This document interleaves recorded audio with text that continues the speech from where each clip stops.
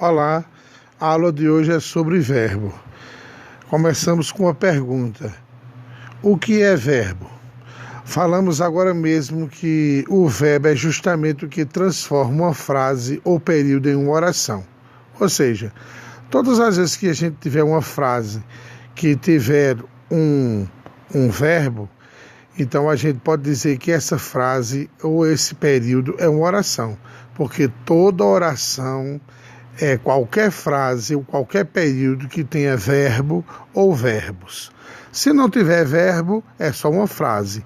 Mas se for uma frase com verbos, vai ser logicamente uma oração e um período. Por isso dizemos que ele é um dos termos essenciais da oração, fazendo parte do predicado. Ou seja, o verbo é um termo essencial da oração porque ele constrói sentido, né? Ele traz sentido para a oração. Então, por isso que ele é essencial. Não significa que sem o verbo a gente não possa fazer comunicação. Nós podemos nos comunicar através de frases nominais, que são frases que não têm verbo. Tudo bem, não há problema. Mas se tiver o verbo, a comunicação nesse sentido fica mais ampla, fica melhor. Por isso que ele é considerado um termo essencial da oração. E está lá no predicado, né? Ele está lá no predicado. O sujeito ele não possui verbo dentro do sujeito. Todo verbo ele vai estar lá empregado dentro do predicado. Então aqui continua dizendo o seguinte: de modo geral, estamos acostumados a pensar o verbo como uma palavra que indica uma ação, mas na verdade ele pode exprimir outros significados.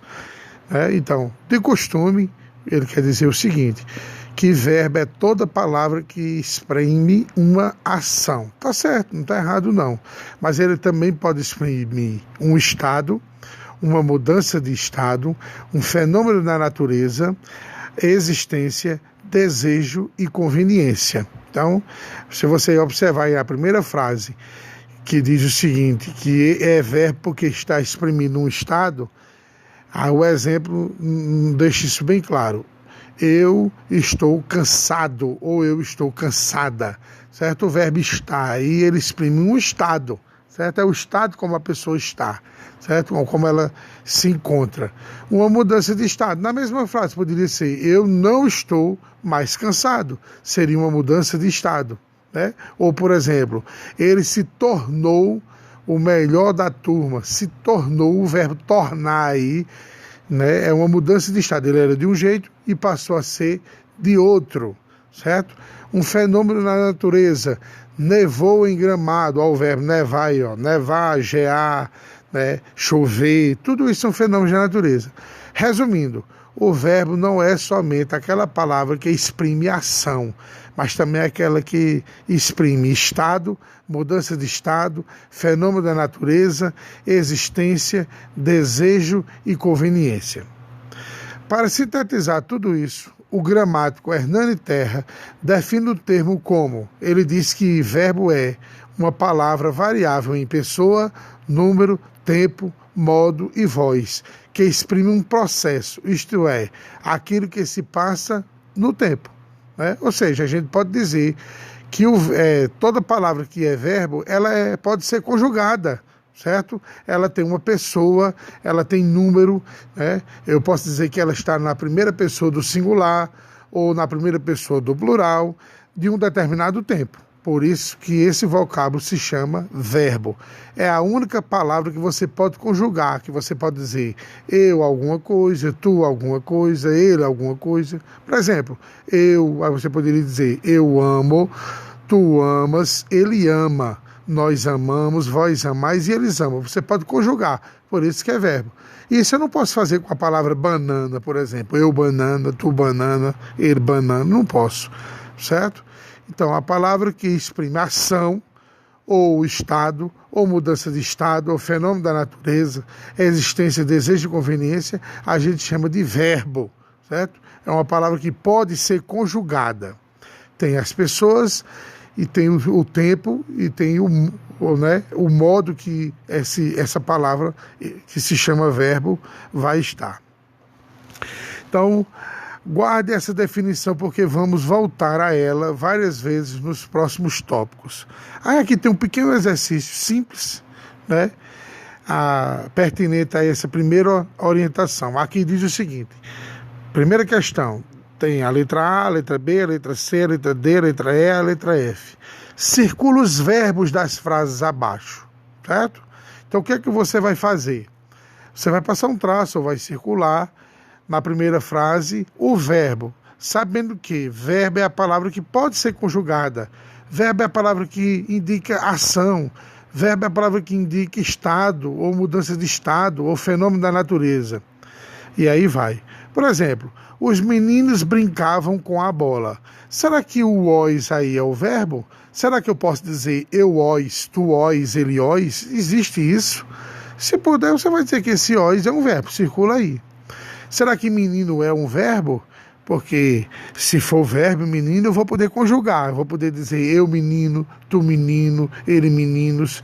E aí vai. Se eu puder fazer assim, você vai circular a palavra menino dizendo que é um verbo. Então o que é que você vai fazer em cada letrinha dessa? Em cada letrinha dessa, tanto na letra A, quanto na B, na C, na D, na E e na F, tem verbos. Então você vai circular o verbo ou os verbos. Muito bem. Já na segunda questão, aqui diz: indica o tempo verbal nas frases. Eu posso dizer a vocês que o tempo verbal, nós temos 3 tempos verbais. Nós temos o presente, vou colocar aqui um pezinho de presente, vou escrever o nome, presente, certo? Nós temos o passado e nós temos ainda o futuro. O que é que eu quero que vocês façam? Cada letrinha dessa tem verbo. Então o que é que você vai fazer? Vai dizer se esse verbo está no tempo presente, no passado ou no futuro. Vou dar um exemplo de cada um, né? Um exemplo figurativo para facilitar. O que é o presente? O presente é a coisa que está acontecendo agora. Por exemplo, se eu disser assim: eu ando muito todos os dias. Então eu ando, o verbo andar, eu ando, é o presente, certo? Agora, se for uma coisa que eu não estou fazendo agora, ele vai estar no passado. Se eu dissesse assim, por exemplo, eu andava muito, ou eu andei, é passado, certo? Então, eu andei ontem bastante, ontem não é passado, então você vai dizer que eu andei, o verbo andar, na forma andei, é passado.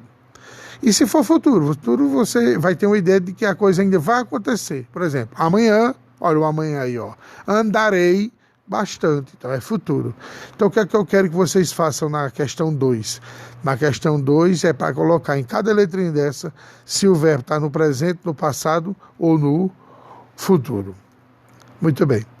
A questão 3 diz o seguinte: escreva ao lado se de cada verbo desse aí, de cada frase da letra A até a letra F tem um verbo. Esse verbo da letra A, será que ele indica ação? Será que ele indica fenômeno? Ou será que ele indica estado? Então, se o verbo da letrinha A for uma ação, você bota na frente, ação. Se for um fenômeno, você bota o fenômeno. Se for um estado, você bota estado. Certo? Muito fácil isso aí, porque o verbo, ele pode, além de externar uma ação, ele pode também externar, entre outras coisas, além de ação, pode externar fenômeno ou estado. Ok? Então, cada letrinha dessa aí, você vai colocar se é ação, se o verbo externa ação, fenômeno ou estado. Essa aí é para a questão 3, tá? Que vai da letra A até a letra G, né? Ok. Na quarta questão diz assim: coloque o pronome pessoal de acordo com a terminação do verbo. Ora, se tá lá, se eu escrevi assim na letra A, escrevemos, quem é que eu boto aqui como sujeito dessa ação? Desse verbo, eu coloco eu escrevemos, eu coloco tu escrevemos, eu coloco ele escrevemos, seria nós escrevemos, seria vós escrevemos, ou seria eles escrevemos? você vai colocar um pronome para corresponder à terminação de cada verbo aí, tanto da letra A até chegar na letra K, ok? Fácil também, né? Por favor, vamos fazer bem direitinho, muita vontade e atenção, que eu tenho certeza que vocês são capazes de fazer.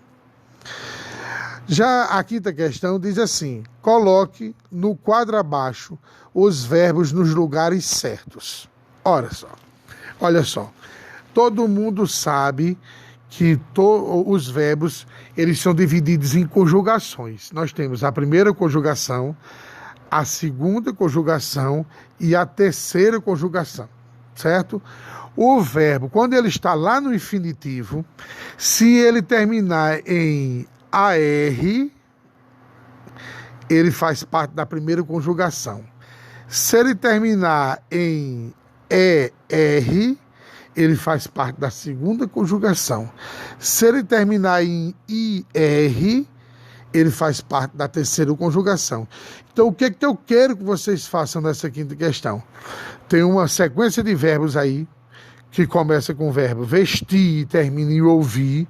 Vocês vão colocar todos os verbos que são da primeira conjugação, um abaixo do outro, todos os que são da segunda e todos os que são da terceira.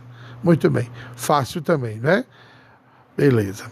Agora, na sexta questão, diz assim: reescreva as frases pelos tempos adequados dos verbos indicados nos parênteses, certo?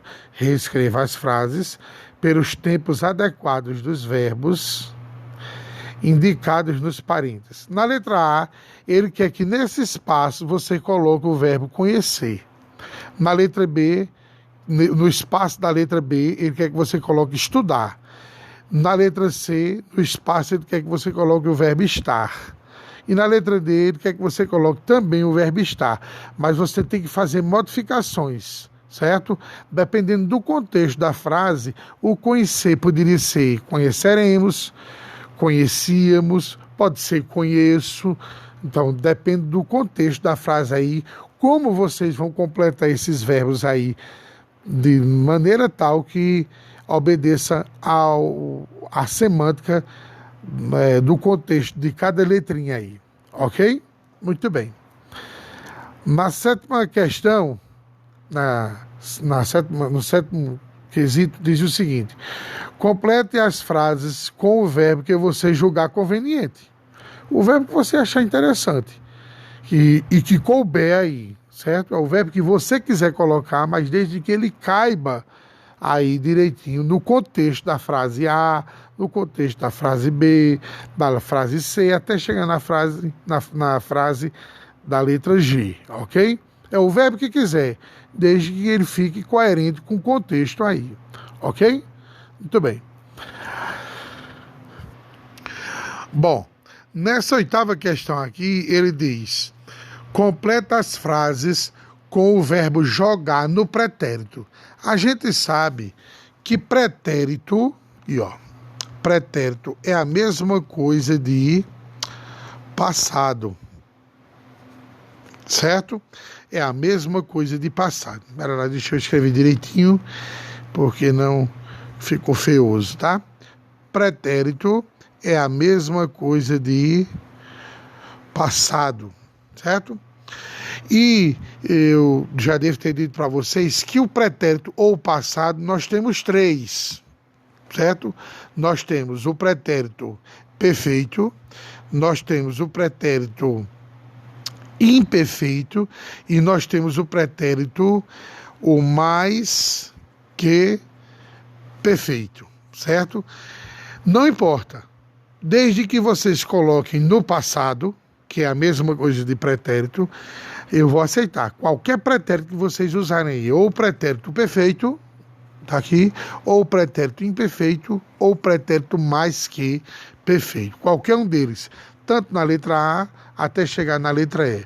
Se vocês tiverem alguma dúvida de como fazer os três tipos de pretérito, você recorra ao livro ou recorra à internet, que eles ensinam lá, tá tudo bem claro, como fazer o pretérito perfeito, o imperfeito ou o mais que perfeito, certo? Mas por hora, eu quero que vocês, de maneira empírica, construam, usando o verbo jogar, no passado, que é a mesma coisa no pretérito, a letra A, a letra B, a letra C, a letra D e a letra E, certo? Mais na frente eu venho a orientar vocês como formar, como diferenciar os 3 pretéritos, tá certo? Mas se alguém quiser, como eu já disse, pesquisar, ir à frente, né? Estudar na minha frente, na frente da aula, da discussão de hoje, pode pesquisar aí sobre os 3 pretéritos, certo? Por hora é só colocar qualquer um deles, desde que obedeça o contexto da frase. Muito bem. A questão 9, deixa eu ir para ela aqui que pulou, diz o seguinte: conjugue os verbos abaixo no presente do indicativo. Ora, eu vou fazer um escritozinho aqui embaixo para ajudar aqui a vocês. Presente, vou botar aqui, indicativo. Indicativo. Fácil. Tudo aquilo que está no presente, todo verbo que está no presente do indicativo é alguma coisa que está acontecendo no momento da fala ou que é de costume acontecer, certo? Então, como é que conjuga o verbo cantar? Lembre-se de que, para você conjugar o verbo cantar no presente do indicativo, você vai ter que colocar primeiro as pessoas. Eu, aí a primeira pessoa do verbo cantar. Depois tu, aí a segunda pessoa do singular do verbo cantar, certo? Ele ou ela, né? A terceira pessoa do verbo cantar, até chegar lá em eles ou elas, que é a terceira pessoa do plural. Do mesmo jeito você vai fazer para o verbo estudar. Quero que vocês conjuguem o verbo cantar no presente do indicativo e estudar no presente do indicativo, certo? Muito bem, vamos para frente. Na questão 10, diz o seguinte: numere as frases de acordo com o tempo do verbo. Eu disse para vocês já que todo verbo ou ele está no presente ou ele está no pretérito, que é a mesma coisa de passado. Aqui o pretérito ele vai se dividir em 3, certo? Mas não importa, que eu ainda não estou trabalhando com a divisão do pretérito. E depois futuro. Então, para cada parênteses desse aqui, você vai colocar uma numeração. Se o primeiro parênteses, o verbo tiver no presente, então você bota o número 1 para o primeiro parênteses. Se o segundo parênteses estiver no futuro, você bota o número 3. E aí vai, certo? Espero que vocês tenham entendido. E a última questão, ele pede para que vocês completem as frases com o verbo entre parênteses no passado, certo? É um passado, mas ela agora especifica que passado, pretérito perfeito, que eu já vou adiantar um pouquinho, que eu sei que vocês vão pesquisar o que é pretérito perfeito, mas o pretérito perfeito é aquele pretérito que começou no passado e terminou no passado. Por exemplo, se você diz assim: ontem eu andei, isso aí é um passado perfeito, porque nada atrapalhou. Agora, se você disser ontem, é passado, eu andava quando uma bicicleta me atropelou, aí esse passado é imperfeito, andava, certo? Mas eu andei é perfeito, porque nada atrapalhou. Então eu quero que vocês completem quando for passado, com o passado perfeito, e quando for futuro, com o futuro do presente, que é aquele futuro curto, certo? É um futuro que não precisa de uma condição para que ele aconteça, certo? Muito bem, espero que vocês tenham entendido. Por favor, tentem fazer, não tentem pegar as respostas pela internet, porque você não está só me enganando, não. Está enganando a você mesmo, tá certo? Muito obrigado pela atenção, felicidade para vocês e um cheiro no zóio.